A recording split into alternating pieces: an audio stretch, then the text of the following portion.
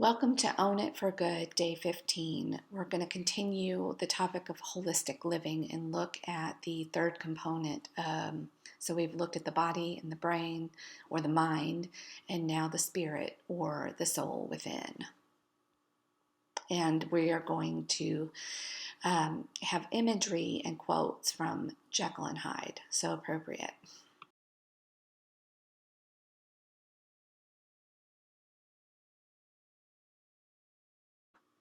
Okay, today's topic, we're going to round out the idea of holistic living, mind, body, and now spirit.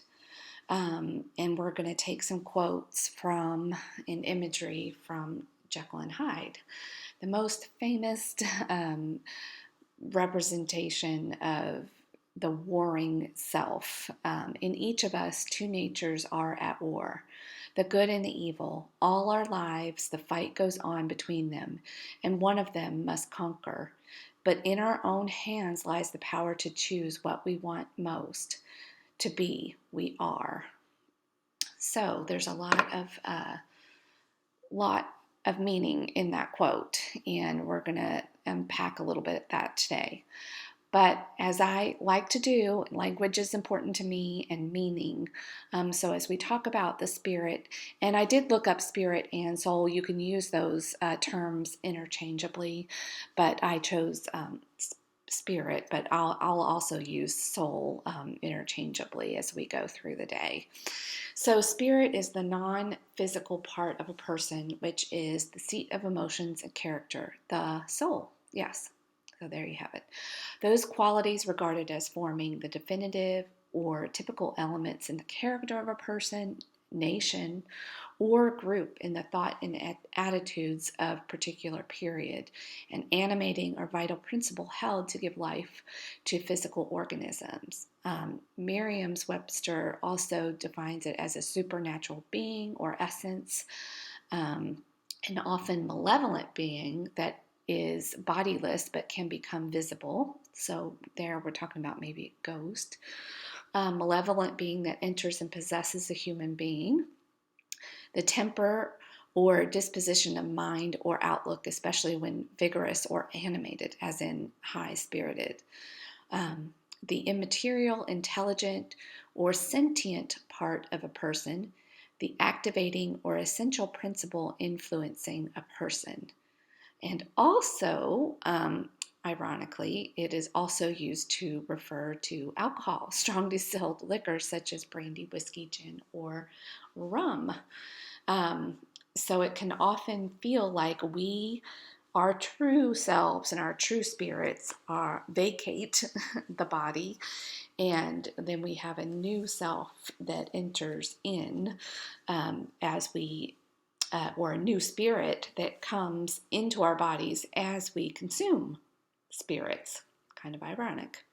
But let's talk about this further and go to our next slide.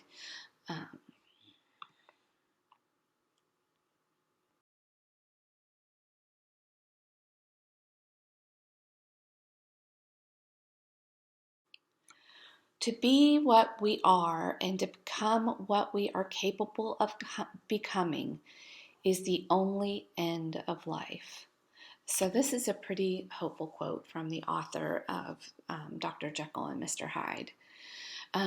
There's some debate about the etymology of the word alcohol. So this is just the study of the root words. But there is a similar word in Arabic, algol or al-gal, which means demon or a body-eating spirit. Now there's some other debate out there that it's actually a different word that actually comes from alcohol that has to do with making a certain type of eye makeup. But so there, again, I'm putting this out here. You can do your own research, but this does also come up in the research. So it's not, I don't think there's exact agreement on the root word, but this actually makes talk about it. But there is no debate that most regular drinkers can identify, no matter where you are on the spectrum, if you're a regular drinker, that we can identify with the internal split that we feel within ourselves. The compulsive or addictive desire to engage in an activity of drinking alcohol when at times we literally don't want to do this. This feeling of being a Jekyll and Hyde that a lot of us talk about. The understanding that what they are doing repeatedly is harmful, but the desire to do it anyway. As we've been learning this week, we understand more of why, from the brain chemistry and anatomy of why we do this and how alcohol affects the brain.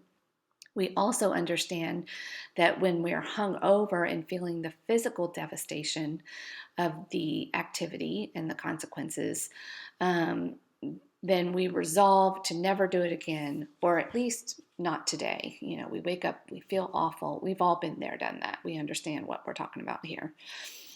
There's a constant, or it comes to the point of a constant internal tug of war. Again, why we're all here together in this group, that we also now understand the term cognitive dissonance. So this internal duality or set of beliefs at war with each other. So we understand that alcohol is harmful to our essence and our spirit. We begin to distrust and dislike ourselves and are therefore inviting feelings of defeat. And then, of course, we feel the evidence of the defeat in the physical consequences, which robs us of our self-confidence and can lead us into the rabbit hole of misery. And then going to the very substance that causes the misery to relieve the misery. And so the cycle begins and continues.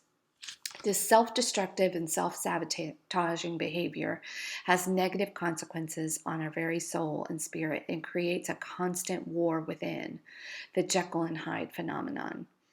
We understand the toll now that the poison that we are taking is wreaking havoc and causing premature aging of our bodies and minds. And as a result, it also destroys our souls along with it and keeps us from ever reaching our full potential. There is an understanding of this from within, and yet the desire to poison ourselves often wins the day and therefore the life or the spirit. Our Mr. Hyde often convinces us that it really isn't that bad, and just one more drink today, we can control it, and on the internal dialogue goes. According to the writer Jason Christoff, in alchemy, alcohol is used to extract the soul essence of an entity. Hence, into the body, it in effect extracts the very essence of the soul, allowing the body to be more susceptible to neighboring entities, most of which are low frequencies. That is why people who consume excessive alcohol often black out, not remembering what happened. This happens when the good soul leaves because the living conditions are too polluted and too traumatic to tolerate. The good soul jettisons the body, staying connected to a tether, and a dark entity takes the body for a joyride around the block, often in a hedonistic and self-serving, illogical rampage. Our bodies are cars for spirits. If one leaves, another can take it for a joyride. Essentially, when someone goes dark after drinking alcohol or polluting themselves in many other ways, their body becomes possessed by another entity. So when we talk about the soul or the spirit here, whether you're a Christian or you just are spiritual in nature and believe in the universe, or maybe Buddha or another tradition, the root word of spiritual is spirit. So there is an understanding within the human experience that there is greater forces at work. And in the Bible, they even talk about fighting the war against the forces unseen, both seen and unseen, and these unseen armies and spirits and angels. And, so whatever tradition you study, we understand that as physical beings, we, of course, are physical, but there is also this non-physical spirit or soul element to our existence. Um, and that alcohol is a physical substance that robs the physical vehicle of its faculties and is destructive. So you cannot destroy or harm the physical vessel without also harming the spirit that relies on this physical vessel. And therefore, that we have this cognitive dissonance, because the mind or brain itself and the physical body itself don't think or feel or reason. So, reasoning is the difference between the spirit or soul and the actual physical entity of the brain. So, and we're going to talk more about this in the coming, because this is going to be a very important concept, because your brain as an organ does not care if it is healthy or damaged.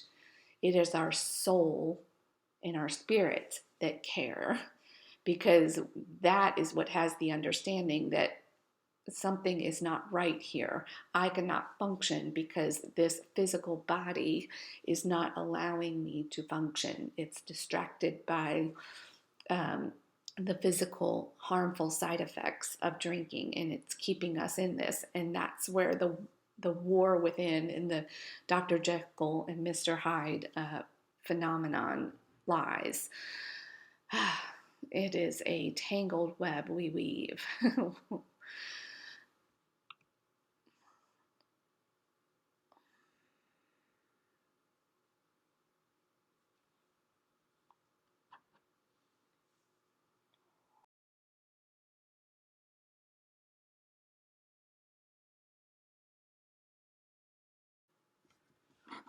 Bridget is Dr. Jekyll and Mr. Hyde, two sides of herself, always arguing.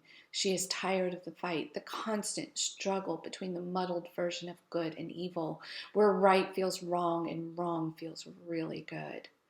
From author Siobhan Vivian. Oh, gosh, we can really identify with this. So we haven't had really any homework this week to speak of, as we've just talked about the facts of the science of the body and mind. But I want to reintroduce some reflection and some journal prompts or thoughts, however you do that, with today, as we kind of look at the holistic um, concept of spirituality and our spirit within. Um, it would be a good idea to revisit your Own It acronym and what that means for you, and maybe refine it based on the new knowledge, and even being a couple of weeks now alcohol free, or hopefully mostly alcohol free, and more mindful at least in your journey. What you want that to look like. Again, that is O for outcome, W for your why, N for that question of now what. Now, you can refine that as you go along. That can be a daily question. That can be a question that you ask yourself in the moment, that playing it forward, now what. Um,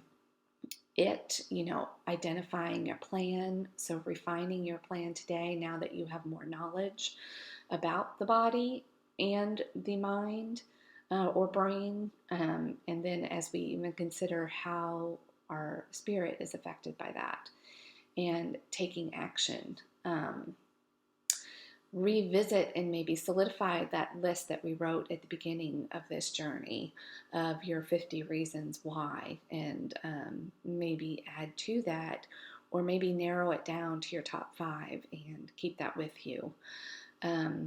And your letter to yourself, we called it our morning self and evening self. Now that we have this Jekyll and Hyde understanding of our spirit, maybe you can write a letter from your good self to your bad self, if that's how you see it.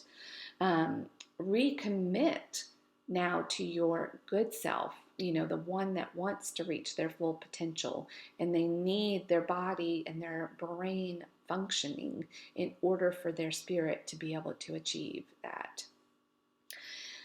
Um, excuse me. You can also name your bad self.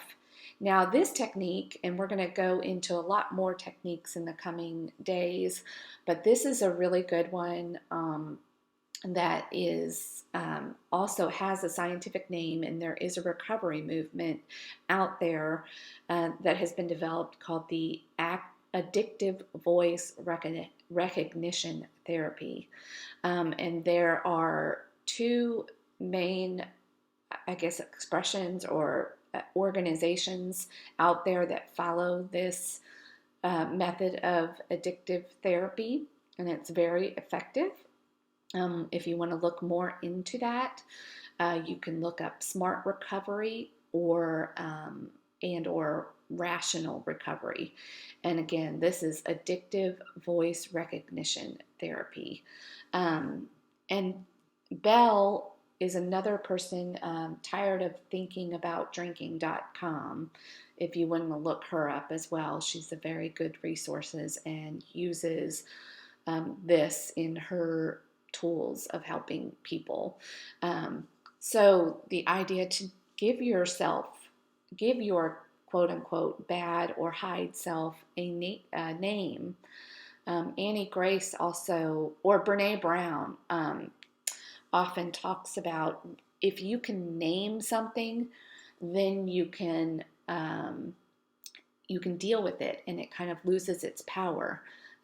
So naming things in general, whether it's a feeling or this bad self or a problem in the world that you're dealing with, when you can name it, you can kind of claim it and deal with it. But if we allow feelings and problems in our lives to just loom over us, they can seem scary and unmanageable. But when we can name them or identify them, then we come to a closer place of being able to deal with them and solve these things. So maybe come up with a cute or not cute name for your bad self as a tool to add to your toolbox. And when she comes a call in and tries to convince you that, oh, gosh, I am so stressed out, that glass of wine or that cocktail or cold beer would just solve everything right now. That's what we need. So if you can name her, let's even call maybe Bonnie. I'm thinking of Bonnie and Clyde now. Maybe that's what I'll name my bad self, Bonnie. I'm gonna tell Bonnie, I know that's what you really want, and I'm sorry that I've allowed you to feel and make that connection that this is a good thing for us, but it's really not, and you just need to go away. Some people also think about this as their inner toddler, and that's another good technique to consider. If you want to think of it as a monkey brain or your internal toddler, and talk about it like you would to a toddler, like, toddler throwing that tantrum. Like, you're not going to let the toddler throwing the tantrum run your life. But oftentimes when it comes to that urge to drink in the evening, that's exactly what we're doing. We're allowing our inner toddler to run the show. But instead, if we can recognize that toddler for what it is, and maybe it is hungry, angry, lonely, tired, stressed, whatever, and empathize with your inner toddler or your bad self and say, oh gosh, I totally understand why you feel that way, but this really is not good for us, and we've got plans for tomorrow, and we've got plans for what we want to do in the world and for our life, and this just isn't going to help us get there. As a matter of fact, it's going to keep us from getting the things we want and being kind to people and even being there for our families and for ourselves. So anyway, hopefully this gives you enough food for thought and caring for your good spiritual self that God has great, great plans for in this world. And you don't want to poison the body that is the vehicle for this beautiful, wonderful, God created spirit or soul that is you and only you. And nobody else can come and do you and do your work in the world. So don't let a poison like alcohol uh, rob the world and those that love you and yourself from fulfilling your mission here on earth.